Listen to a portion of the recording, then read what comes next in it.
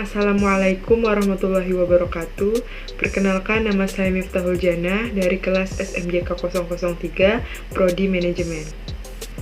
Assalamualaikum warahmatullahi wabarakatuh. Saya Nuranisa dari kelas SMJK 003 Prodi Manajemen. Baiklah, di sini kami akan menyampaikan proposal usaha kami di bidang kuliner, yaitu pisang lumer. Adapun latar belakang pemilihan jenis usaha atau ide usaha kami. Latar belakang pemilihan jenis usaha kami yaitu karena pisang lumer merupakan makanan kecil atau cemilan yang disukai oleh banyak orang.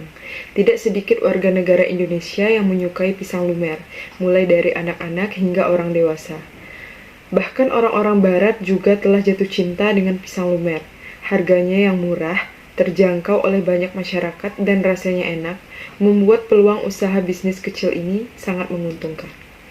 Di Indonesia merupakan salah satu negara penghasil pisang terbesar di dunia.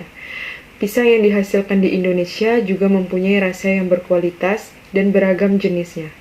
Pisang lumer akan menjadi usaha bisnis kecil yang sangat menguntungkan sejak dulu hingga berkembang sampai sekarang. Pisang lumer dengan berbagai macam variasi itu pun mulai diekspor ke mancanegara, terutama di negara Asia lainnya. Dengan banyaknya permintaan pasar dunia akan cemilan yang satu ini, membuat alasan lain kenapa bisnis ini menjadi bisnis yang mempunyai peluang yang sangat bagus untuk diperjualbelikan. Keuntungan yang mungkin diperoleh oleh bisnis pisang lumer ini kemungkinan sesuai apa yang diharapkan sebelumnya. Di 5 tahun terakhir, penjualan pisang lumer beraneka macam rasa ini pun naik drastis hingga 75%, dan ekspor penjualan pisang ke berbagai negara di dunia. Di negara Asia naik hingga 50% sejak tahun 2008. Kenaikan ini membuktikan bahwa bisnis pisang lumer beraneka rasa memiliki peluang bisnis yang sangat menguntungkan. Tidak perlu ada pembuktian lagi tentang keuntungan yang didapatkan dari usaha bisnis ini. Hasil survei juga telah membuktikan bahwa usaha pisang lumer ini memang benar-benar menguntungkan. Lalu ada visi dan misi usaha. Visi usaha yaitu menjadikan makanan tradisional yang khas dari Indonesia yang mampu mencapai dan menembus hingga ke pasaran secara global. Dan misi usaha yang pertama yaitu memasarkan produk ke dalam pasar modern dan tradisional. Yang kedua, meningkatkan peluang-peluang usaha. Yang ketiga, memberikan kepuasan konsumen dengan pelayanan yang berkualitas demi kelangsungan usaha yang sukses. Dan yang keempat, menciptakan suasana penjualan pisang lumer yang nyaman dan diminati anak muda sekarang. Lalu ada tujuan usaha. Yang pertama, mengembangkan produk pisang yang lebih variatif dan inovatif agar lebih digemari masyarakat, khususnya bagi yang ingin mencoba sesuatu yang baru. Yang kedua, merintis wirausaha yang baru yang inovatif melalui usaha pembuatan pisang menjadi hidangan utama sebagai makanan berdaya saing tinggi. Yang ketiga, menumbuhkan jiwa entrepreneur dan kemandirian kerja. Dan yang keempat, menambah pengalaman dan ilmu pengetahuan kewirausahaan dalam melakukan kegiatan usaha. Dan yang terakhir, mewujudkan kemampuan dalam berwirausaha untuk meningkatkan kualitas diri dalam berwirausaha. Selanjutnya, analisis SWOT dan strategi perusahaan. Yang pertama ada strengths, yaitu kekuatan. Yang pertama, rasanya enak dan unik. Yang kedua, dapat disukai oleh semua kalangan, dari mulai anak-anak hingga lansia. Yang ketiga, harga terjangkau oleh semua kalangan. Dan yang keempat, bahan bakunya terjangkau dan mudah diperoleh. Yang kedua ada weakness. Weakness yaitu kelemahan. Yang pertama, bersifat tidak tahan lama. Yang kedua, minimnya modal untuk memulai usaha. Yang ketiga, produk makanan yang mudah ditiru jenis dan bentuknya. Selanjutnya, opportunities atau peluang. Yang pertama, tempat yang penuh strategis dan dapat dijangkau setiap masyarakat. Yang kedua, karena pisang adalah buah yang sudah dikenal oleh semua orang, maka pasti banyak orang yang menyukainya. Yang ketiga, harganya yang murah dari mulai kalangan apapun dapat membelinya. Yang keempat, walaupun harganya murah, tetapi rasanya tidak kalah nikmat dengan kue-kue yang mahal, maka dari itu usaha ini tidak pernah sepi pembeli. Selanjutnya ada threat atau ancaman. Yang pertama, banyak saingan di luar sana. Yang kedua, harga bahan baku yang sewaktu-waktu bisa naik dapat menyebabkan kenaikan harga pisang lumer yang mungkin dapat mengurangi pembelian. Lalu ada strategi perusahaan. Yang pertama secara online, yaitu melalui pemasangan iklan di sosial media seperti WhatsApp, Instagram, dan Facebook.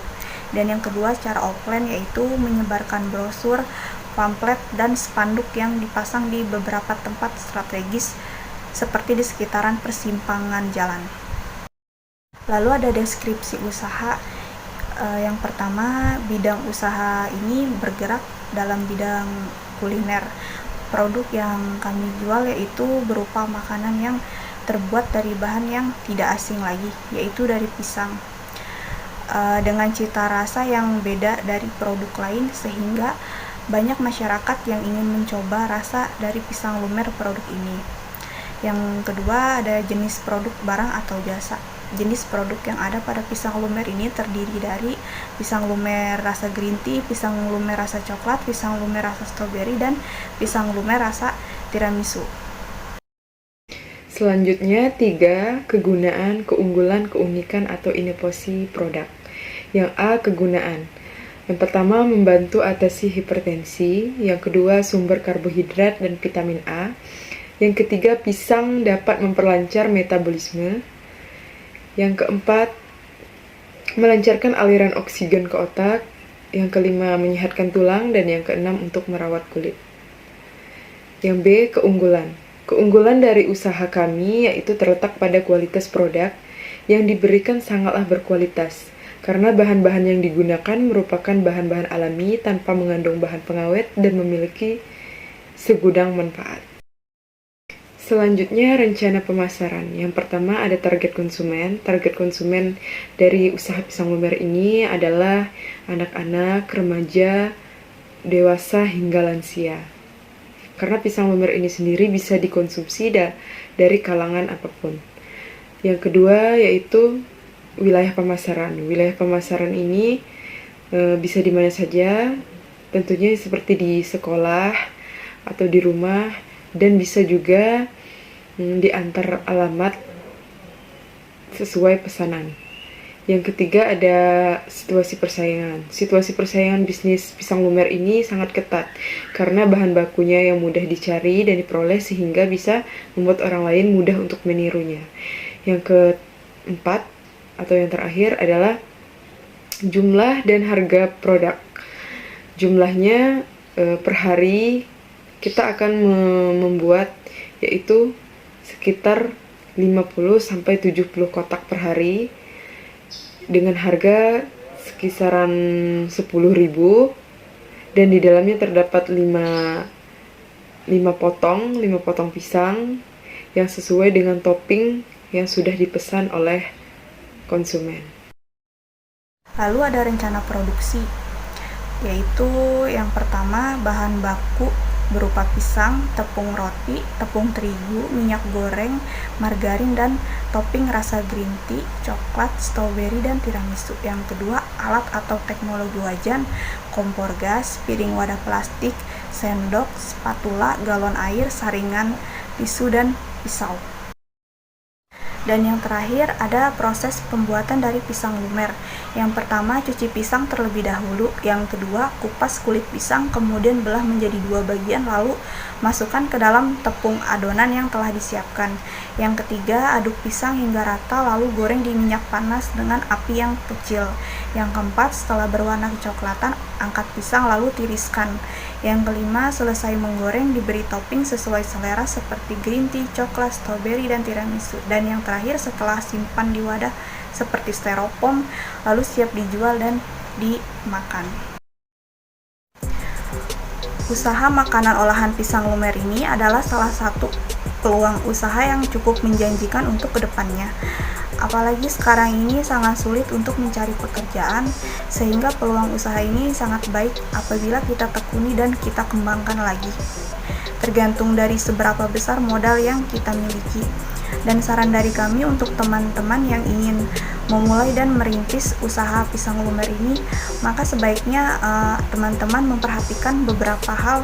Yang pertama, modal yang teman-teman miliki. Yang kedua, lokasi untuk berjualan yang strategis jika teman-teman ingin menyewa tempat. Yang ketiga, kemampuan untuk memasarkan dengan baik, bisa dengan memanfaatkan media yang ada. Yang keempat, jeli dalam melihat target pasar.